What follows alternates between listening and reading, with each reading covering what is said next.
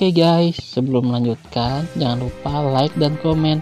Dan yang baru bergabung, jangan lupa subscribe dan aktifkan loncengnya.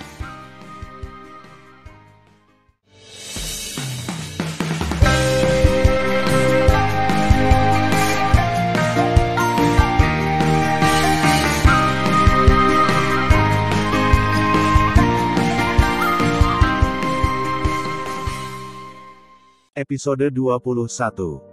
Melanjutkan cerita sebelumnya.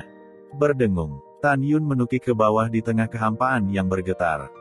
Ah, tidak. Bang. Jeritan Mayu berhenti tiba-tiba, dia pusing, tulang hidungnya hancur, dan aliran darah berlanjut. Pada saat ini, Mayu benar-benar bodoh. Dia gemetar ketakutan. Dia tidak pernah menyangka bahwa dia tidak memiliki perlawanan terhadap Tan Yun, Dewa Bumi kelas 3. Dia tidak menyangka bahwa 8 bawahannya dari Dewa kelas 9 akan dibunuh oleh gadis rok emas dari Dewa dan binatang kelas 9 dalam sekejap mata. Ketika Mayu sangat ketakutan, para penonton terdiam lama. Diam-diam. Di udara, hanya ada puluhan ribu orang yang menghirup udara dingin. Puluhan ribu orang melihat Jinglu dan Tan Yun, mata mereka berubah dan menjadi terpesona. Setelah keheningan singkat, ada keributan di antara kerumunan. Ya Tuhan, binatang macam apa gadis rok emas itu? Kekuatannya sangat mengerikan. Dan siapa pemuda berbaju ungu itu? Dia dengan mudah menaklukkan Tuan Mayu dengan kekuatan Dewa Bumi kelas 3. Ya, mengerikan. Saya pikir pemuda berjubah ungu pasti memiliki asal yang luar biasa. Kalau tidak, beraninya dia membunuh Tuan Muda kedua Ma. Anda tahu, Mayu adalah Tuan Muda kedua dari kota Dewa Liu Yun dan rumah Ma. Petik 2. Dengan komentar semua orang yang tertinggal di telinganya, Tan Yun memberikan tatapan licik di matanya, dan segera berubah menjadi tatapan bangga. Tan Yun menginjak dada Mayu, kaki kanannya perlahan mengerahkan kekuatan, dada kuda perlahan runtuh, klik. Beberapa tulang rusuk patah, dan semburan darah merah menyembur keluar dari mulut Mayu. Tan Yun berkata sambil tersenyum, Anda tidak bertanya tentang saya.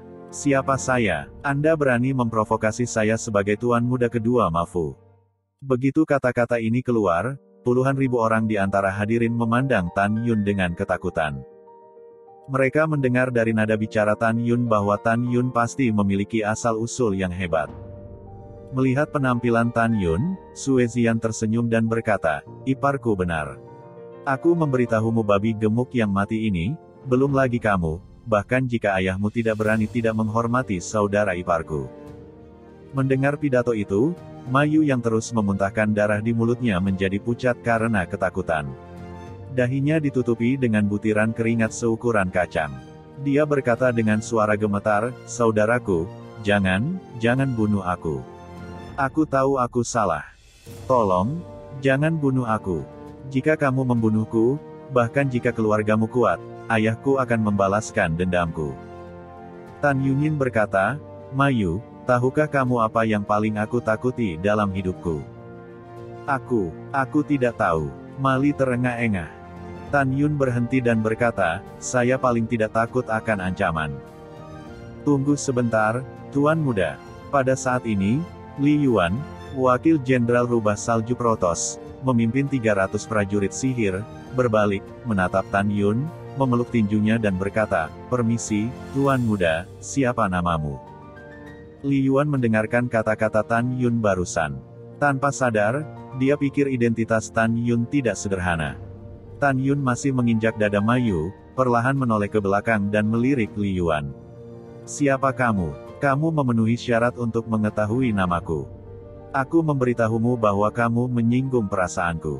Percaya atau tidak, aku bisa menjadikanmu Raja Dewa Rubah Salju dan membunuhmu. Semua orang terkejut ketika dia mengatakan ini. Diam-diam, sepertinya latar belakang Tan Yun sangat dalam. Li Yuan sangat ketakutan sehingga dia menelan mulutnya. Ketika dia tidak tahu harus berbuat apa, Tan Yun menarik napas dalam-dalam, menunjukkan cahaya yang bagus di matanya, menatap Li Yuan dan berkata dengan suara yang dalam, siapa yang bertanggung jawab untuk menjaga kota King Yang Fang? Biarkan dia keluar dari Tuan Muda ini. Mendengar pidato itu, Li Yuan berkata dengan gemetar, Tuan muda, saya yang bertanggung jawab di sini.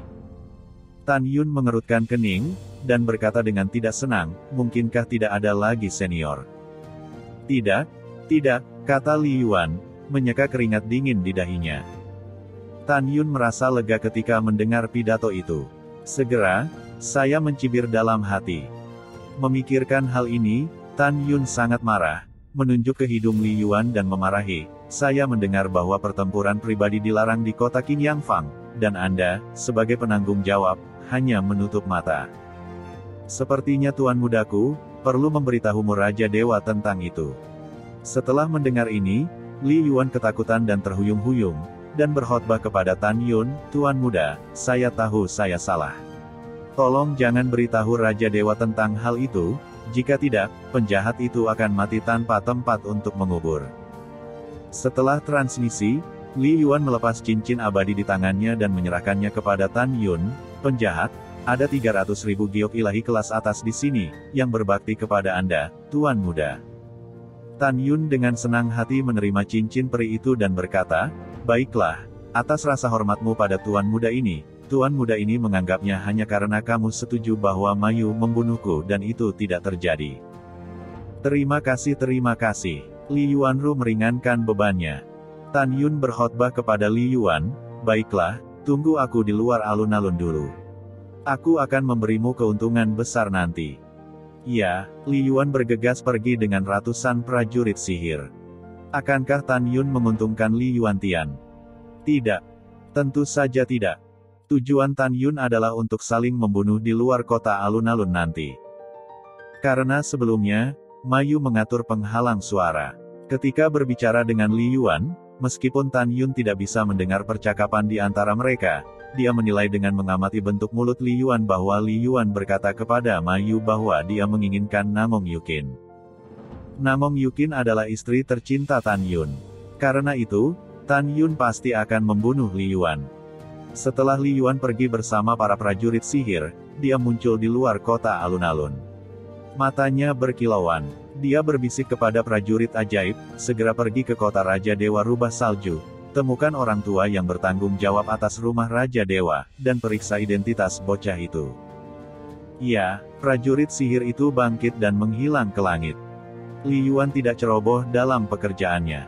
Dia tahu bahwa ada potret istana dewa dan anak-anak bangsawan di seluruh dunia Dewa Hongmeng. Dalam hatinya, selama dia mengirim seseorang untuk memeriksa, dia bisa mengetahui identitas pemuda berjubah ungu di kota alun-alun. Pada saat yang sama, alun-alun Qingyang.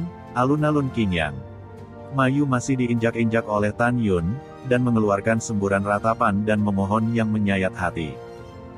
Di hadapan memohon belas kasihan, Tan Yun tetap acuh tak acuh dari awal hingga akhir. Tan Yun memandang Murong Sishi dan bertanya, baru saja, tangan mana yang ingin menghinamu? Murong menyesap bibirnya dan berbisik, tangan kanan. Yah, aku tahu. Tan Yun tersenyum. Senyumnya adalah senyum paling mengerikan di dunia di mata Mayu saat ini. Mayu menatap Tan Yun dan berteriak, jangan. Ah. Klik. Tapi itu Tan Yun. Setelah kaki kanannya menggerakkan dada kuda, dia meremukkan tangan kanan Mayu itu. Kemudian, Tan Yun berkata, nak, sejujurnya, saya tidak memiliki latar belakang. Rubah Li Yuan digertak oleh saya, hehe. Mayu meraung dengan marah, kamu pria tak tahu malu, jika kamu membunuhku, ayahku tidak akan membiarkanmu pergi. Tan Yun tersenyum dan menghancurkan kepala Mayu dengan satu kaki. Jiwanya terbang dan mati. Melihat tubuh Mayu di tanah, puluhan ribu orang di alun-alun Qingyang menunjukkan keterkejutan dan ketidakpercayaan di mata mereka. Mereka tidak menyangka bahwa tuan muda kedua dari rumah Ma, kota Raja Dewa Liu Yun, benar-benar terbunuh ketika dia mengatakan dia terbunuh. Yang dibunuh oleh Tan Yun tidak ragu-ragu. Pada saat yang sama, orang lebih yakin bahwa Tan Yun memiliki latar belakang yang dalam. Bagi Tan Yun, dia tidak takut dengan balas dendam Mafu. Karena dunia Dewa Hongmeng sangat luas, Anda dapat menepuk pantat Anda dan pergi setelah Anda menukar 3 jenis rumput surgawi dengan sumber daya budidaya yang Anda inginkan. Saya bersembunyi di sudut dunia surgawi Hongmeng. Jika musuh ingin menemukan dirinya sendiri, dia pasti mencari jarum di tumpukan jerami. Kecuali Mafu menemukan pria kuat yang tahu seni deduksi hebat dan menyimpulkan posisinya sesuai dengan potretnya sendiri. Ada sangat sedikit orang kuat yang mengetahui seni deduksi besar, dan hanya ada beberapa seperti si Yuan Supreme. Orang-orang ini sangat mulia. Bagaimana mereka bisa menghabiskan energi mereka untuk menyimpulkan keberadaan tuan muda kedua dari rumah Ma? Karena itu, Tan Yun terang-terangan membunuh Mayu. Batuk. Tan Yun terbatuk pelan, lalu melihat sekeliling pada orang-orang. Tuan muda, saya datang ke kota Qingyang Fang hari ini untuk memberi manfaat bagi Anda. Orang-orang bingung dengan pidato itu. Keuntungan. Apakah ada hal yang baik seperti itu? Pada saat yang sama, kata-kata Tan Yun juga membangkitkan rasa ingin tahu semua orang. Seorang wanita cantik dengan pesona yang melekat memeluk tinjunya dan berkata, saya berani bertanya kepada Anda, Tuan muda, apa yang Anda maksud dengan manfaat di mulut Anda? Mata orang-orang tertuju pada Tan Yun dan menunggu Tan Yun menjawab. Tan Yun tersenyum seperti angin musim semi dan berkata dengan suara nyaring, Tuan muda, ada 3 jenis rumput surgawi di sini. Masing-masing tak ternilai harganya dan memiliki efek melawan langit.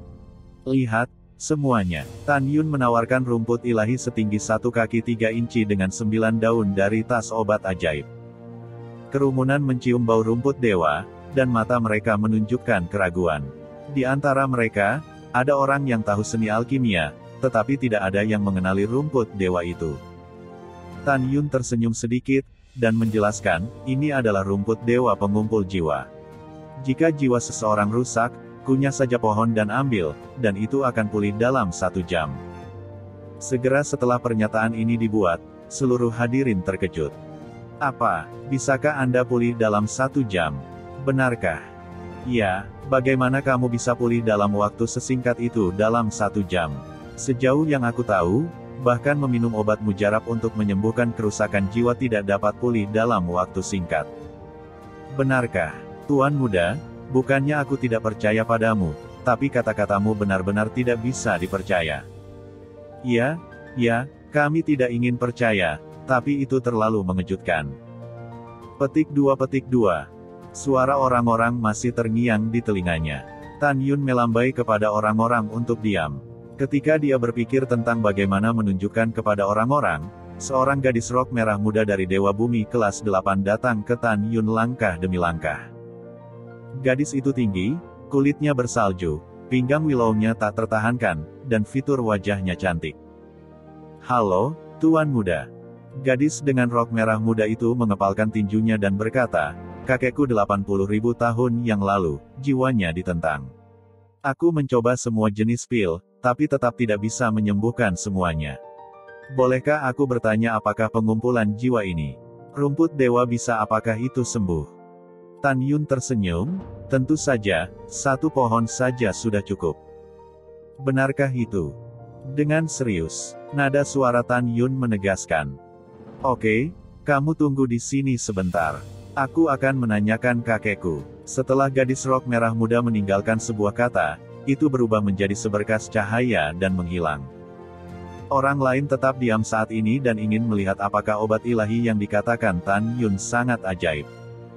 Pada saat yang sama, tidak ada yang bertanya tentang harganya. Menurut mereka, jika rumput dewa ini benar-benar memiliki efek magis, belum terlambat untuk bertanya. Setelah beberapa saat, gadis dengan rok merah muda terbang dan mendarat di puncak di belakang kota Qingyang Fang dan muncul di depan seorang lelaki tua berusia 90-an. Rambut putih lelaki tua itu dan mata keruhnya penuh dengan raja yang mendominasi. Ini mendominasi, tidak sengaja disamarkan, tetapi seolah-olah lahir dari tulang. Cucu perempuan tersayang kakek, apakah kamu sudah selesai menontonnya? Orang tua itu berkata dengan ramah, jika sudah selesai, kita juga harus berangkat. Baru saja, ketika lelaki tua dan gadis muda itu melewati kota Qingyang Fang, mereka menemukan bahwa Tan Yun sedang berdebat dengan orang lain. Gadis dengan rok merah muda meminta kakeknya untuk menunggu di sini. Dia pergi untuk melihat kegembiraan. Kakek, aku sudah cukup melihat kegembiraannya. Gadis dalam rok merah muda tersenyum dan berkata, kakek, anak laki-laki itu, dia memiliki rumput roh di tangannya. Dia mengklaim bahwa dia dapat menyembuhkan jiwa yang rusak dalam 1 jam. Kakek, kenapa kamu tidak mencoba? Mendengar pidato itu, lelaki tua itu tersenyum dan menggelengkan kepalanya. Gadis bodoh, bisakah kamu percaya kata-kata pembohong? Jiwa kakek tahu bahwa jiwa telah rusak terlalu lama. Tidak ada ramuan dan pil ilahi untuk disembuhkan di dunia dewa. Oke, jangan buang waktu lagi, pulanglah dengan kakek. Kamu berlari untuk bersenang-senang kali ini, tetapi ayahmu marah. Setelah kakek membawamu kembali kali ini, jika kamu menyelinap keluar lagi, ayahmu pasti akan menguncimu lain kali.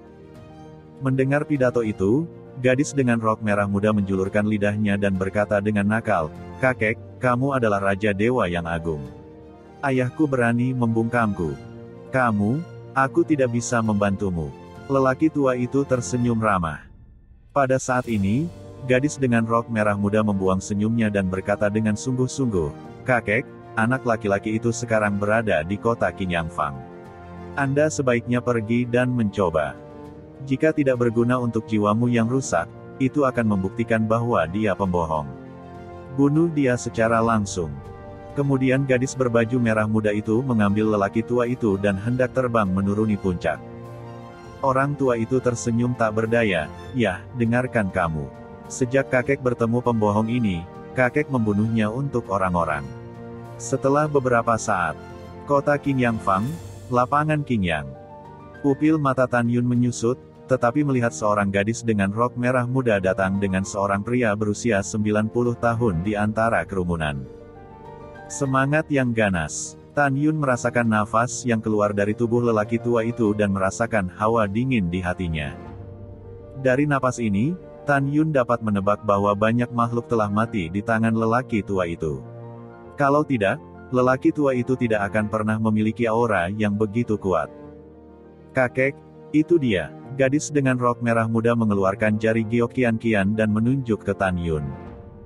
"Oke, kakek mengerti." Lelaki tua itu tersenyum, dan segera menatap rumput suci di tangan Tan Yun, dan berkata dengan dingin, "Anak kecil, apa yang tidak baik di usia muda? Kamu harus belajar curang." "Senior, apa maksudmu dengan ini?" Tan Yun mengerutkan kening, mengepalkan tinjunya dan berkata, "Generasi muda jujur dan jujur, jadi bagaimana Anda bisa menipu?" "Hehe, tidakkah kamu mengakuinya?" Lelaki tua itu mencibir, "Hanya rumput yang patah di tanganmu yang dapat menyembuhkan jiwa yang rusak dalam waktu 1 jam." Orang tua itu adalah Master Alkimia Ilahi tingkat 9. Ada banyak alkimia ilahi tingkat 9 yang tak terhitung jumlahnya, dan semua orang tahu rumput ilahi di dunia. Rumput ilahi di tangan Anda sama sekali bukan rumput ilahi, hanya rumput rusak yang tidak berguna. Tanda seru petik 2. Kamu berani mengatakan kamu tidak menipu.